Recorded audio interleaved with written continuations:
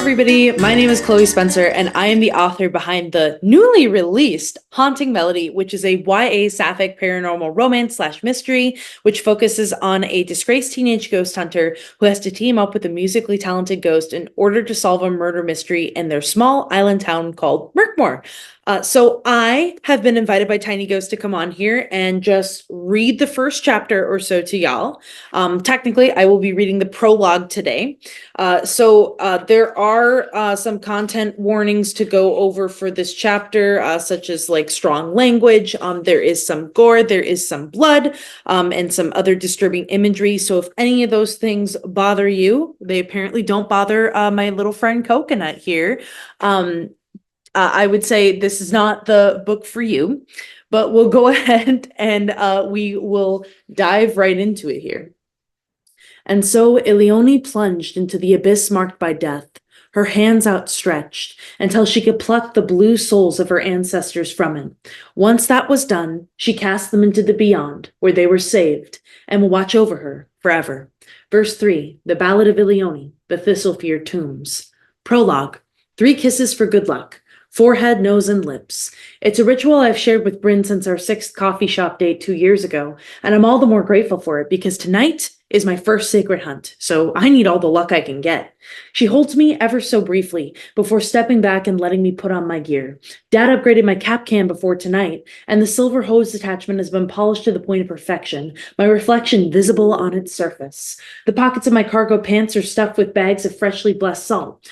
All my years of training alongside my parents have led up to this. I am ready, more than ready. Koki, I think you gotta get down. Sorry. I am ready, more than ready, born ready. So why do I feel so nervous? Bryn frowns, her lower lip protruding in a childlike puppy pout. She rubs my shoulder affectionately, but there's a stiffness to her touch. What's wrong?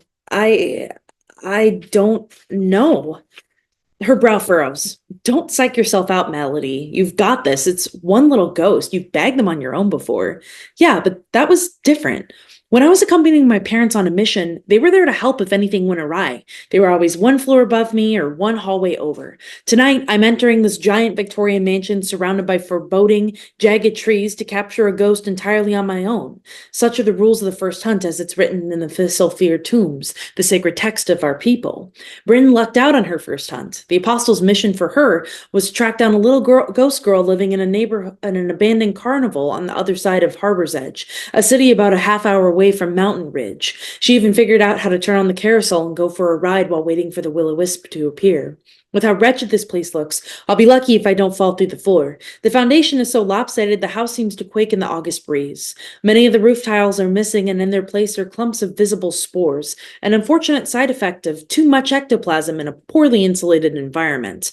The fuzzy white masses pulsate with a sickeningly slow rhythm, like the lungs of a chain-smoking cancer patient. Instinctively, I pull my mask over my nose and mouth. I'm pretty sure I won't inhale spores from standing here, but the last time I had ectotitis, I was laid up for 3 weeks, hacking blue phlegm into the trash can beside my bed.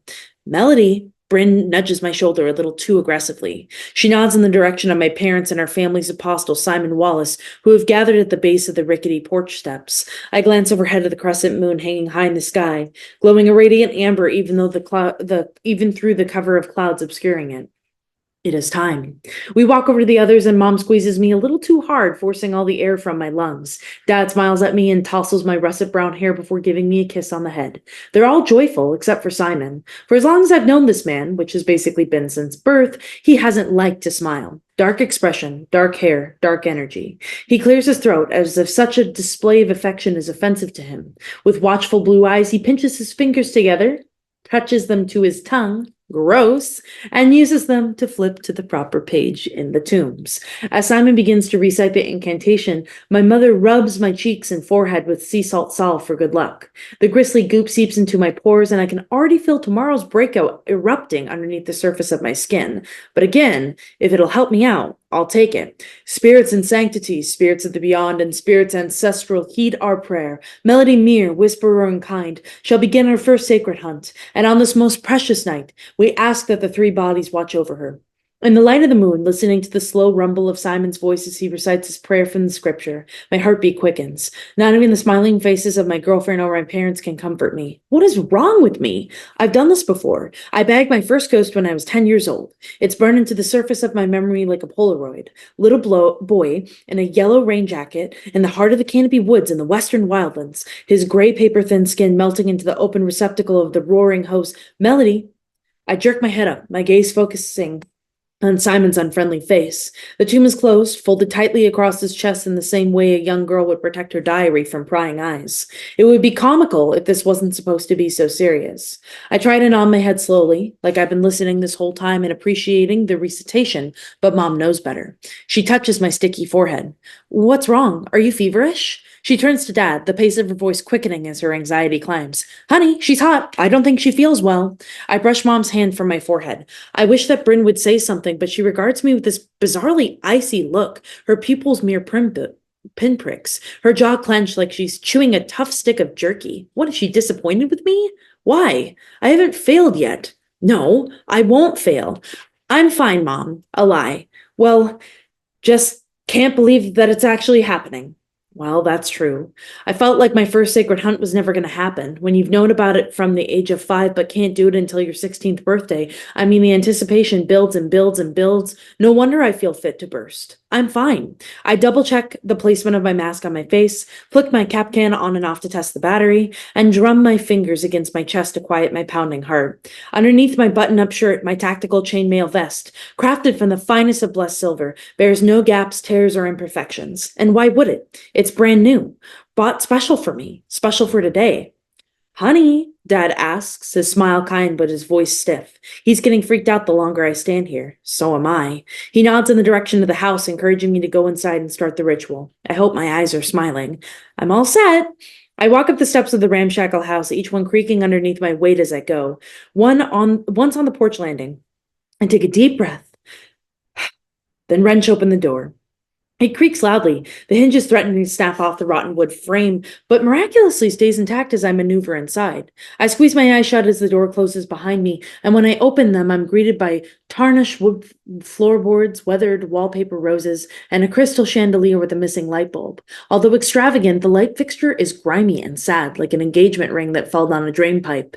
Most of the furniture was ransacked over the years, judging from the scuff marks and less dusty spaces outlining where things used to be. Some stuff remains. Sun-faded family portraits hang from the walls, the bleached eyes of their subjects ever watchful, even underneath years' worth of dust. A stained red Persian rug runs down the length of the hallway. Decades ago, I'm sure it was beautiful. It doesn't deserve to rot in a place like this. And rotting it is. The stench of ectoplasm, sticky sweet but noxious, clings to the walls. I tentatively place a gloved hand against the peeling wallpaper, and a mucus-thin layer of blue goo sticks to it in web-like strings. The residents of this house staked their claim a long time ago, and they probably won't be too happy to see me. I flatten my back against the wall as I walk by the staircase. This is an easy place for a ghost to jump you from above. You're always vulnerable going up or down, Dad told me. You never want to leave your back exposed for too long. As I make my way through the foyer, I pull out one of my little bags of salt and sprinkle a trail behind me. Should I need to retreat or retrace my steps, this will keep me protected. Most ghosts don't like salt. For whatever reason, if they touch it, it burns little holes through their forms. Maybe they don't feel pain, but they sure don't like watching themselves disappear. A ceramic platter echoes from the kitchen, and I stick my cap can's hose around the corner of the doorway before looking inside. It's empty, aside from the lone plastic mixing bowl rattling in circles on the counter. Nothing in it. There's a giant gap between the scratched-up marble countertops where a stove used to be, rust and rot staining the wall a putrid shade of brown. No reason to be in this kitchen, but if the ghost is making noise, he's letting me know he sees me. The end of this mission might come sooner than I think. I sprinkle a little more salt behind me and walk through the kitchen into the dining room. Scattered newspapers and crumpled up coupons carpet the floor, signs that someone has been here recently. A pathway guides me into the center of the room, the other side of which is walled off by an overturned dining table, cardboard boxes, and piles of trash. Something is etched on the underside of the table. Susie was here. August 2000. I can't help but crack a smile. In creepy, ghost abandoned inhabited spaces, it's always nice to find signs of people who once lived here, no matter how many years ago it was. For some reason, it helps me feel a little less alone. I run my hands over the table, pulling away tiny droplets of ectoplasm. Suddenly, a chill courses through me, and in the pocket of my cargo pants, my EMF reader whistle whirs anxiously, its pitch undulating. Someone is in here. Panic flutters in my chest. I pull back the trigger on my hose and the cap can rumbles in warning. No point in staying quiet anymore. This is the part of the hunt where the ghost will try to assert dominance over the intruder, or they'll try to scare me into fleeing the scene. Although there's a dead end in front of me, the wall of boxes looks smaller and easier to push through a few feet down from where I'm standing. I walk over and unceremoniously kick over the boxes, then trudge through. But as my foot hits the ground, something slick grips onto it. Ew. More ectoplasm, gobs of it smeared on the floor. I turn my back to the wall and grip my teeth, trying to free my boot from its clutches, but the sound of something else fills the air. More whirring from my EMF reader? No. No, not the same. Then I realize it's not a whirring, but a buzzing. A flurry of buzzing from desperate, hungry flies. Swirling through the air ahead of me, a cluster of them is swarming something. No, someone. Someone is sitting on the ground. The EMF reader whirs, its shrill screams piercing and painful like a tornado siren. Even the flies are fearful. They disperse immediately, darting toward the wilting rafters overhead. Their absence exposes the face of their last meal, an old man whose bloated blue tongue hangs limply from between his lips. A soft rose-colored foam nestles at the corners of his eyes and nose. A gaping hole in his chest, its fleshy edges shriveled from dehydration and putrefied blood, serves as a window into his broken ribcage. The splinters of crisscross bone inside resemble a bird's nest. Solidified gore, dried after the spirit's knows how many days, surrounds the hole, staining the ends of his plaid shirt and denim pants. I resist the urge to shit myself and instead grab the radio from the holster around my waist. My trembling fingers fumble to press the talk button, and my heart quakes within my chest when I hear the chattery static. Mom, Dad, wraith, before the words can escape my mouth. A hideous shriek shreds the air, rattling the walls. My breath comes out in icy puffs as the air rapidly cools. I already know where the wraith is, but I can't help my morbid curiosity. I tilt my head back, and I look up at the ceiling. The wraith floats above me, its black cloak billowing around its formless figure like a cloud of smoke. Its face resembles a mummified skeleton, the skin so thin and tattered it's almost skeletal. Eyeless, its sense of smell and hearing are keen. It's the strongest of all ghost types. Its mouth is full of sharp crocodile-like teeth, prehistoric and gnarled, but tough, stained red with blood. Wraiths are born when a living being dies in an extremely traumatic way. It's as though the trauma destroys their minds, leaving their souls lost and left to wander for decades, usually centuries. They're one of the worst ghosts you can encounter, as they are the only type that feels inclined to eat humans, despite that they don't need to eat to survive. Another fun fact about wraiths, they can't be sucked into cap cans easily. Unlike other ghosts, whose clothes stick to them stiffly underneath the layer of ectoplasm, the cloaks of wraiths are large and tangled, and can easily clog the hose attachment. Now, as for how to capture wraiths, I have no damn clue. A drop of blood from the creature's mouth smudges my cheek right above my mask. I grimace but remain still. The blind husk hovers menacingly over me, its spindly hand stretching towards me. I tuck and roll out of the way, which frustrates the creature enough to make it shriek. Spirits that shriek. Eager for a taste, the wraith claws at my back with sharp bony fingers, but it hisses in pain and recoils as it grazes the blessed silver. Outside, the panic commotion of the others grows louder as they realize what's in here with me. My radio crackles and snarls. Mom's cries desperately trying to break through, but the wraith's presence is overpowering it. I take a deep breath, spring to my feet, and sprint back into the kitchen. The bowl on the counter violently rattles and whips in my direction with intimidating force. Somehow I duck just before it hits the wall with a resounding slam, leaving a crater riddled with spiderweb cracks. My lungs feel empty, and my eyes are blurry from tears, but I have no choice but to keep running. Exiting the kitchen, I scramble through the foyer and make a beeline for the door. The salt trail I left behind earlier does not ward off the wraiths. They're tougher than that. The wraith springs after me, its claws digging into the moldy runner that lines the front hall, tearing it seam by seam from the floor, tripping me with a tumultuous wave. I crash headfirst into the railing of the stairs. The trigger for the hose jams and the cap can switches on. Head throbbing, I roll onto my back before the wraith pounces on me. It screeches like a pterodactyl, gnashing its teeth, and I scream, gripping its jaws and prying them open. This is not how I want to die. As it claws away my mask, the stench of ectoplasm fills my nostrils, and fingernails strip the flesh from my cheeks. The heat gushes from my face, and the cold air stings the fresh wounds.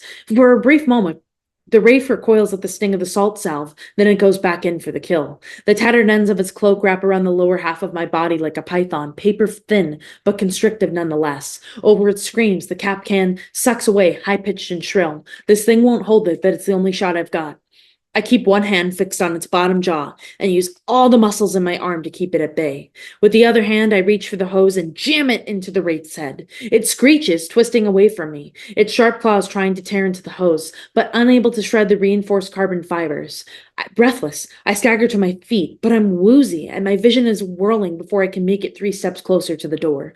Thankfully, someone kicks it open, and everyone who's been waiting outside scrambles in. My mother blows her whistle, which emits sounds at a frequency only specific types of ghosts can hear.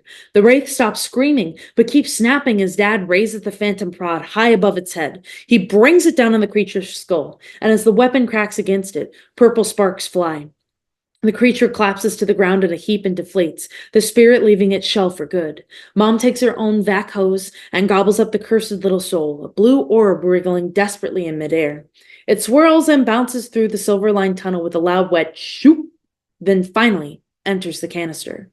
Mom switches off the cap can before enveloping me in her arms, and soon after, Dad embraces both of us. They murmur apologies to me, their voices trembling, terrified yet relieved that I'm somehow still alive.